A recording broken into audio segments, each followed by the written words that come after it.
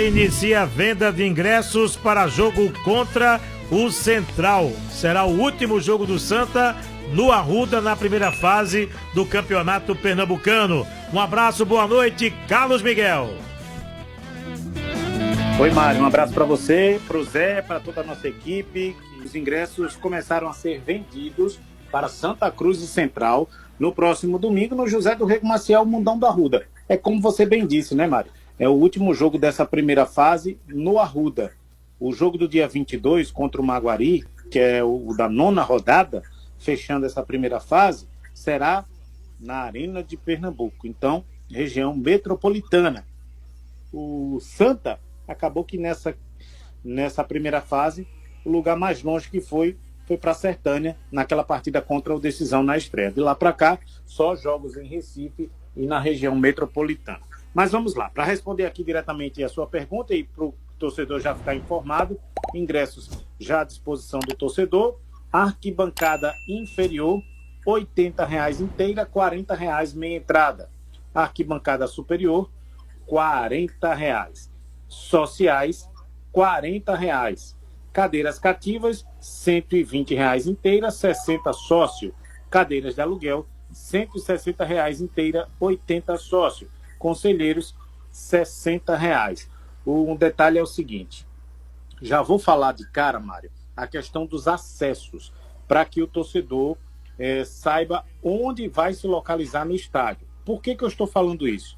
Porque o portão 11 da arquibancada inferior, onde normalmente fica a torcida uniformizada, aquele portão estará fechado por determinação judicial para atender às recomendações do Ministério Público e também até daquela liminar que favoreceu ao esporte no jogo passado, e o esporte colocou o torcido, mas também fechou o tobogã da sede, onde fica ali a uniformizada. O mesmo vai acontecer com o Santa Cruz.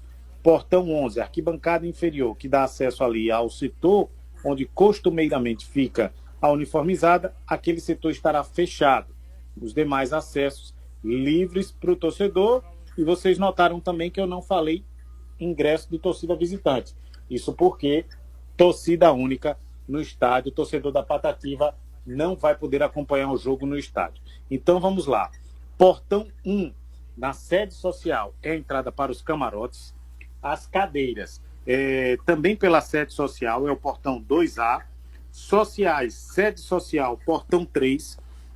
Rua das Moças, é o portão 4, atrás para o torcedor se localizar atrás das barras.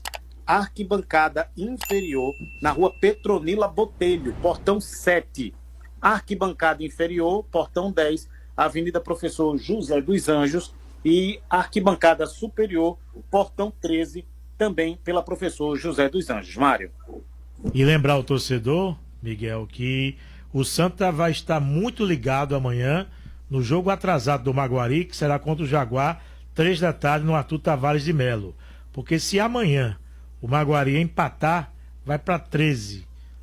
E aí o Santa tem 16, vai a 19. Se o Maguari perder, melhor ainda, porque o Santa basta ganhar e já garante com a rodada de antecedência a primeira posição do Campeonato Pernambucano na primeira fase. Então é aquele detalhe, vai ter que fazer a parte dele, mas tem que secar também o Maguari, que tem esse jogo atrasado e mais 2 jogos que serão cumpridos. Se bem que a gente tem ainda na última rodada o confronto entre Santa Cruz e Maguari. Maguari e Santa, o jogo vai ser na Arena de Pernambuco. Casa cheia domingo, Zé do Carmo? Santa Cruz e Central? Sim, sem sombra de dúvida, casa cheia. O torcedor de Santa Cruz, nem todos puderam ir à Arena, não é? Na goleada de 4 a não era nem para ter ido, porque 0. lá pelo regulamento, pelo que foi colocado, né? Pela determinação, seria somente torcida do Jaguar. Era, mas todo de camisa branca. De branco. E isso. aí? Não, aí não tinha condição. Então não tem jeito. Então o torcedor, ele tá empolgado, né? Eu vejo pelas ligações que eu recebo. E aí, Zé, vai estar lá? Aí eu disse, fica tranquilo, sem problema. Então, não é, o torcedor, ele tá dentro de uma empolgação por conta da SAF, não é, extraordinária. E o pessoal da SAF, não é, também entrou, não é, no mesmo métier, Então, a empolgação por empolgação, não é? É isso que transborda no Santa Cruz, que fazia muito tempo que o torcedor de Santa Cruz ele não se sentia tão orgulhoso. Não é? Primeiro, de estar participando do Campeonato Pernambucano e depois de 2 ou 3 anos, se eu não me engano, exerceu a liderança por um bom tempo. Não é? Está convencendo o seu torcedor. E tudo isso, não é, leva o torcedor de Santa Cruz a confiar no seu time e ver boas perspectivas futuras, Mário. Jogadores sub-17 do Santa são negociados com o Cuiabá. E eu vi aí você falando também, Miguel, de que a SAF está com aquele planejamento, né? Subir de divisão a cada ano. Mário, essa questão da SAF, ela é interessante, né? Porque a gente fala a futura SAF, porém a SAF já está trabalhando dentro do Santa Cruz com uma empresa com capital já com um grande aporte, né? A empresa, eu venho sempre frisando aqui para o torcedor entender, Cobra Coral Participações S.A., essa empresa CNPJ está ativo, recebeu um aporte dos futuros investidores da SAF e já estão contratando, inclusive. O Vinícius Silva, lateral esquerdo recém-contratado, ele veio já com esse dinheiro da SAF. O Iago Campelo, que inclusive teve o nome publicado no BID na tarde de hoje, já está à disposição do técnico Itamar Schulli, também é mais um atleta vindo da base. E o Santa pode anunciar a qualquer momento, eu creio que deve anunciar às 7h14 da noite, de um dia aí, de qualquer dia desta semana ou da próxima, o camisa 9. Por que 7h14? Que é o ano de fundação do clube. E na última novidade que o Santa trouxe, que era justamente o anúncio da proposta vinculante, foi feito pouco depois das 7h14, mas às 7h14 pontualmente as redes sociais do Santa já estavam trabalhando criando a expectativa da novidade. Então, creio eu que esse reforço também seja anunciado. Aliás, esse reforço não. Esses reforços são 2 atacantes, um centroavante, sendo um centroavante, 2 atacantes, sendo um centroavante, e um volante. São as peças que o Santa está buscando para fechar pelo menos esse primeiro ciclo de contratações. Porque o Santa e os clubes, né, pernambucanos podem inscrever para o campeonato estadual até o dia 19 deste mês. Ou seja, hoje é dia 11, tem 8 dias concretos, cravados, para contratar e inscrever esses atletas. O fato é, todo mundo quer saber quem é esse atacante, quem é esse matador, esse homem-gol que o Santos está trazendo. Eu não tenho citado nomes, apesar de nas redes sociais, o torcedor vem trazendo muitos nomes possíveis e imagináveis. Até o nome de Gilberto foi citado. Dificilmente o Gilberto viria para o Santa Cruz. Outra questão, falaram de Roque Santa Cruz, falaram muitos nomes. Falou-se também do Pedro Michael, aí essa era uma proposta até mais robusta que o Santa teria feito ao América, mas o América só quer emprestar, o Santa queria comprar. Então, essa negociação acabou esfriando, melou. Pedro Michael segue a vida dele no Jaguar, porém com um contrato com o seu América, Mário, da Estrada do Arraial. Então, essas são as questões em relação às futuras contratações. E aí eu vou entrar nesse assunto que você me destacava em manchete, essa questão da negociação com 3 atletas que são do Sub-17 e que estavam emprestados ao Cuiabá. No ano passado, eu lembro bem que eu cobri o Santa Cruz e falava desses 3 jogadores, que ao final do ano, a opção de compra era do Cuiabá, a preferência de compra era do Cuiabá, dos direitos econômicos, e que ainda assim o Santa fecharia um negócio que permaneceria com um percentual de direitos federativos dos 3 jogadores. Daqueles 3 atletas, o Cuiabá está comprando 2 com contratos em definitivo e o Santa renovou o empréstimo de 1. Então, vamos lá. Pois não, Miguel, renovou o empréstimo de 1. De quem são? Oi? Fiquei cortou um pouquinho. Você falou que renovou o contrato de 1 ou dos 2? O Santa vendeu 2 direitos econômicos negociou a venda em definitivo e renovou o empréstimo de um. São 3 no total, né? São 3 jogadores, então. É isso que a gente fala muito aqui da categoria de base, que não adianta fugir disso, né, Miguel? É o que abre realmente essas negociações e que ajuda a joia da casa que está indo e o clube também, né? Pois é. Vamos detalhar aqui rapidinho, porque eu sei que o tempo está passando, em relação a quem são estes jogadores. O Santa está vendendo os direitos econômicos.